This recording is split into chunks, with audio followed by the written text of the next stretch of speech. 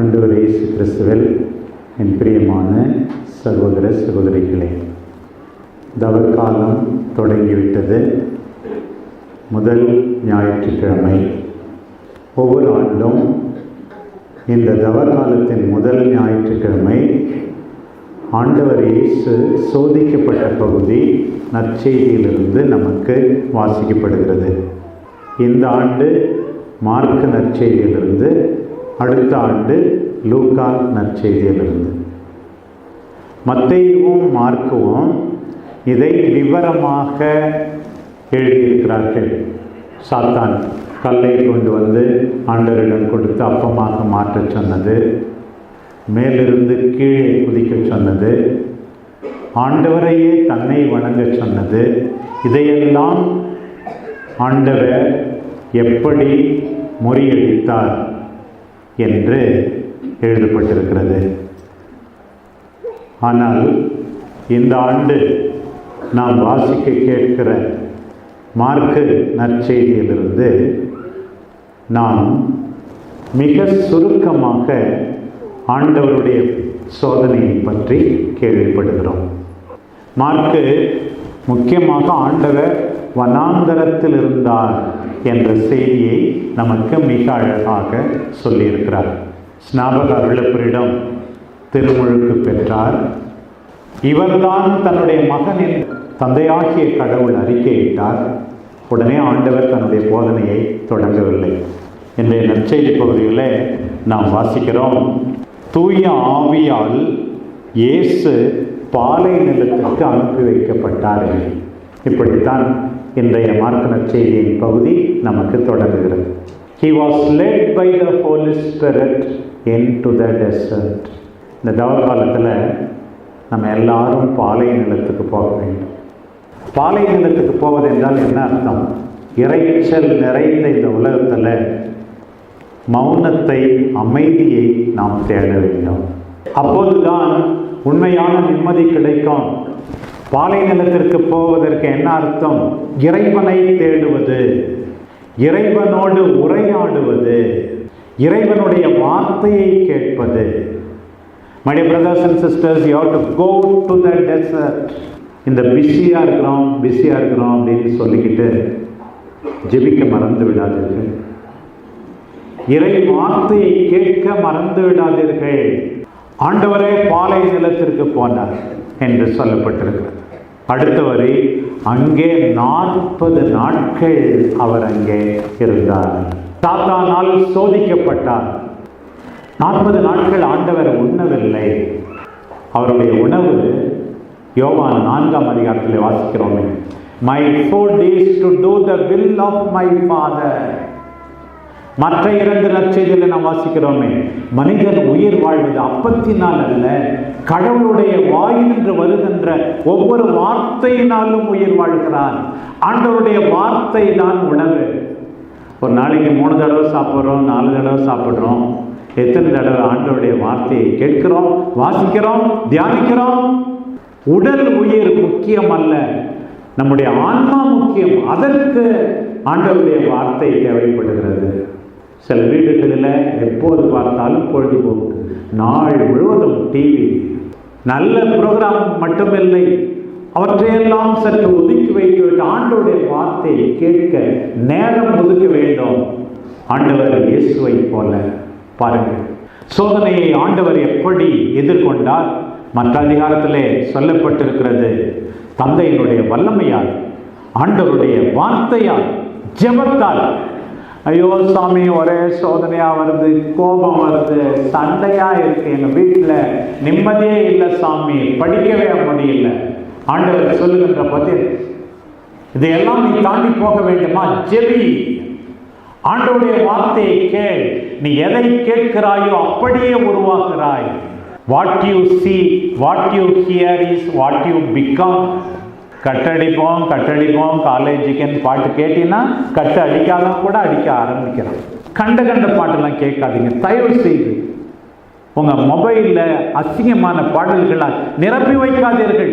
ஆண்டவருடைய பாடல்கள் இருக்கட்டும், ஆண்டவருடைய வார்த்தை இருக்கட்டும். எஞ்சிய வாழ்நாட்களாவது ஆண்டவருக்காக வாழ்வேன் என்று நாம் உறுதி கொள்ள வேண்டும்.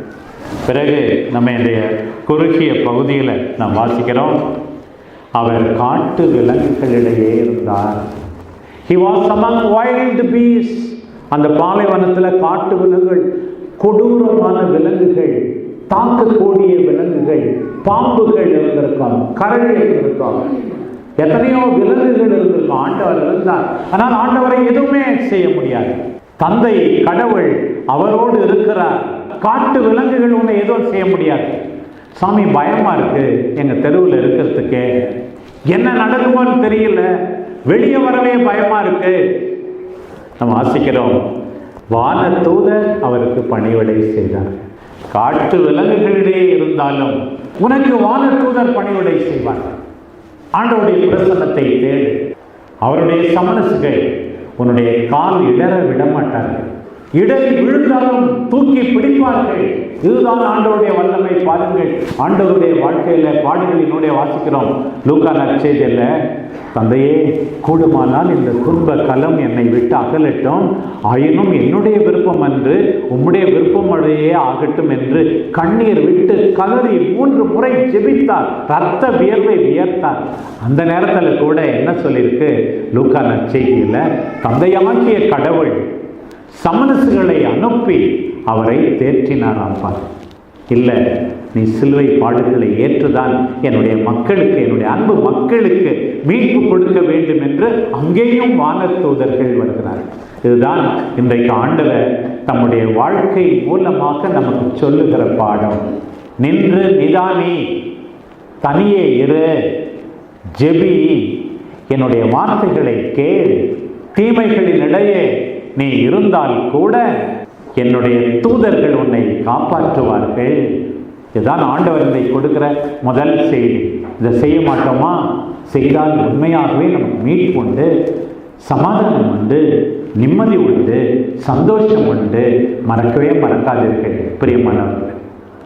2வது பகுதி, ஆண்டவர் இப்படி 40 நாள் நோன்பிருந்து தவம் செய்து ஜெபித்து ஆண்டவரோடு நெருங்கிய உறவு கொண்டு விட்டு மீண்டுமாக ஆண்டவர் வருகிறாராம்.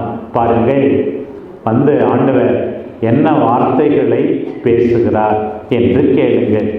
காலம் நிறைவேறிவிட்டது, இறை ஆட்சி நெருங்கி வந்துவிட்டது. மனம் திரும்புங்கள், நற்செய்தியை நம்புங்கள். The first words from the adult to Jesus. குழந்தையாக இருக்கும்போது 12 வயசுல இயேசு முத பேசினதா லூக்கா நற்செய்தி 2வது அதிகாரத்தில் வாசிக்கிறோம். மகனே, ஏன் எங்களுக்கு இவ்வாறு செய்து விட்டாய்?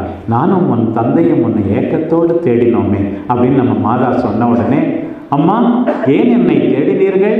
நான் என் தந்தையின் வீட்டிலே இருக்க வேண்டும் என்பது உங்களுக்கு தெரியாதா அப்படின்னு இயேசு பேசினார் 12 வயசுல. அதுக்கு பிறகு இயேசு பேசுவதாக மார்க் நற்செய்தி நமக்கு சொல்றது, மனம் திரும்பு, நற்செய்தியை நம்பு. நீ எங்கேயோ போயிட்டு இருக்கிற, மனம் திரும்பணும். உங்கள் ஒய்ஃப் கூட 2 வீலரில் போயிட்டே இருக்கிறீங்க, ரைட் டர்ன் பண்ணுறதுக்கு பதிலாக லெஃப்ட் டர்ன் பண்ணிட்டீங்க. என்ன பண்ணுறது? அவங்களுக்கு வழி தெரியுது, உனக்கு தெரியல.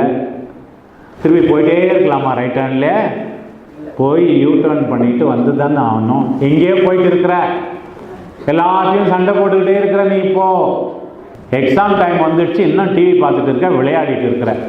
எப்போ பார்த்தாலும் வயசு ஆகிட்டே போகுது, 30 வயசு ஆகுது, இன்னும் ஒரு வேலை இல்லை, கல்யாணத்தை பற்றி பேசுகிறாங்க. வீணாக பொறுப்பு இல்லாமல் சுற்றிக்கிட்டு கிடக்கிற. 4 பிள்ளைங்க இருக்கு, படிக்கணும், குடியாக குடிச்சிட்டு இருக்கிற, எங்கேயோ போயிட்டு இருக்கிற, ஒன்றை அழிச்சுக்கிற, குடும்பத்தை அழிக்கிற, நாசமாக்குற. வயசாயிடுச்சு, காடு வாங்குது, வீடு போங்குது, இருந்தாலும் வாய் மட்டும் பேசுது. எப்போ பார்த்தாலும் மற்றவங்களை திட்டி தீர்த்துக்கிட்டே இருக்கிற, எங்கேயோ போயிட்டே இருக்கிற. சாமி சொல்றார், திரும்பி வா, என்னுடைய வார்த்தைகளின்படி வாழ நீ திரும்பி வா, யூட்டர்ன் எடு. இன்றையிலிருந்து ஆண்டவருடைய வார்த்தையால் நான் தொடப்பட்ட பிறகு நான் ஆண்டவருக்கு உகந்த பிள்ளையாக இருப்பேன், ஆசீர்வாதமாக இருப்பேன். எனக்கு ரொம்ப பிடிச்சது, கடவுள் ஆபிரகாமை கூப்பிடும்போது, நீ ஆசீர்வாதமாக இருப்பாய். உன்னுடைய குடும்பத்தில் இருப்பவர்களுக்கு நீ ஆசீர்வாதமா, தலைவலியா, சுமையா? சுமையா? ஆசீர்வாதமாக இரு. அதுதான் மனம் திரும்புவது.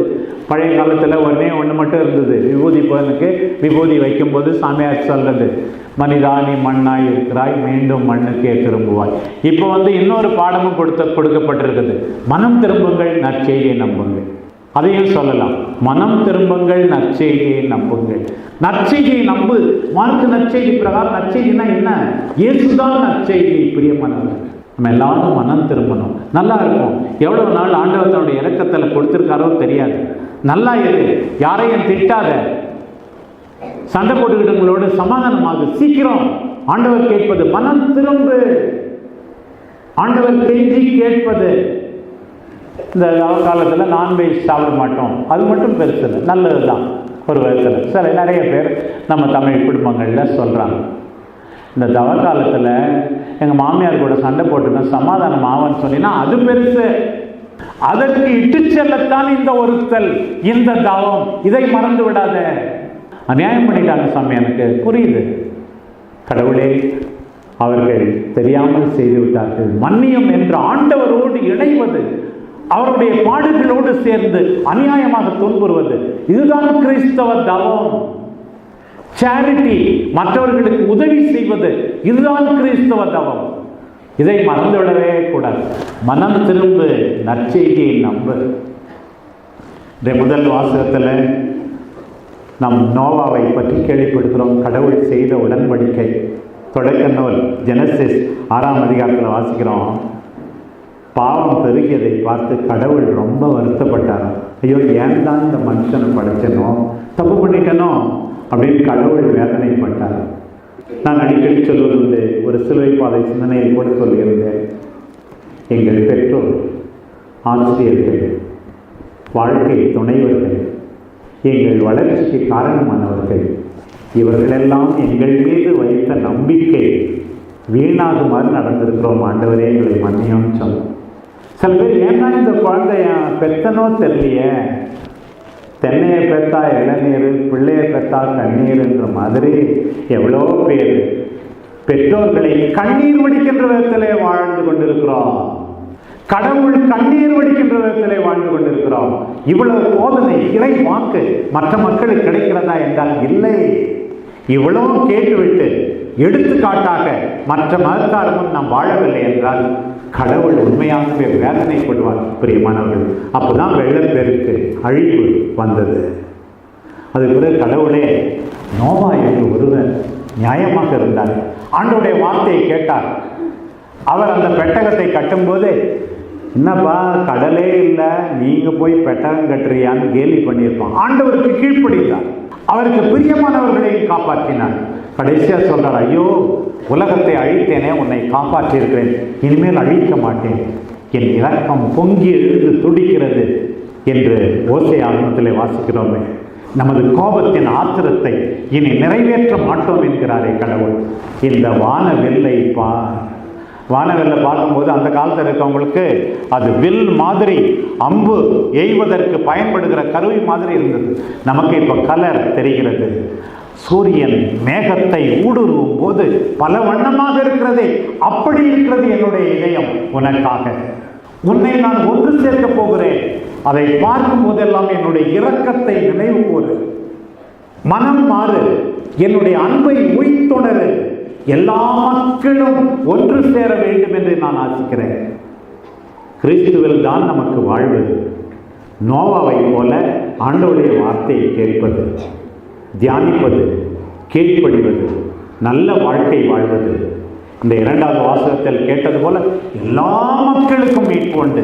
கிறிஸ்து இறந்த பிறகு பிறந்தவர்கள் மட்டுமல்ல, அவர் உயிர்த்த பிறகு வருகின்ற இந்த 2000 ஆண்டு மக்கள் மட்டுமல்ல, கிறிஸ்து உயிர்த்த பிறகு பாதாளங்களிலே இறங்கி அந்த காலத்தில் அக்கிரமம் செய்த, அநியாயம் செய்த அவர்களுக்கும் கூட மீட்பு வழங்க வல்லவராயிருக்கிறார் நம் ஆண்டவர். மீட்பளிக்கக்கூடிய நம் ஆண்டவரை பற்றிக் கொள்வோம். இரக்கத்தின் காலத்தை நாம் சரியாக பயன்படுத்துவோம். ஜெபிப்போம், இறை வார்த்தையை கேட்போம். நம் வாழ்வு மாறட்டும். எல்லாருக்கும் ஆசீர்வாதமாக இருப்போம். ஆமென். எங்கள் அன்பு தெய்வமே இறைவா, இது நம்பிக்கையோடு கூடி வந்திருக்கிற நம்முடைய பிள்ளைகள் ஒவ்வொருவரையும் தயவாய் ஆசீர்வதித்திருக்கிறோம். உடலிலும் உள்ளத்திலும் சௌக்கியத்தை கொடுத்தருளும். இங்கே இருக்கிற ஒவ்வொரு குடும்பங்களையும் ஆசீர்வதித்து அன்பில் எந்நாளும் வளர துணை செய்தருளும். உமது வார்த்தையில் ஊன்றி நின்று அவர்கள் சாத்தானின் சோதனைகளை முறியடித்து உமக்கு சாட்சிய வாழ தோன்றியருளும். எங்கள் ஆண்டவராகிய கிறிஸ்து வழியாக உம்மை மன்றாடுகிறோம். ஆமென்.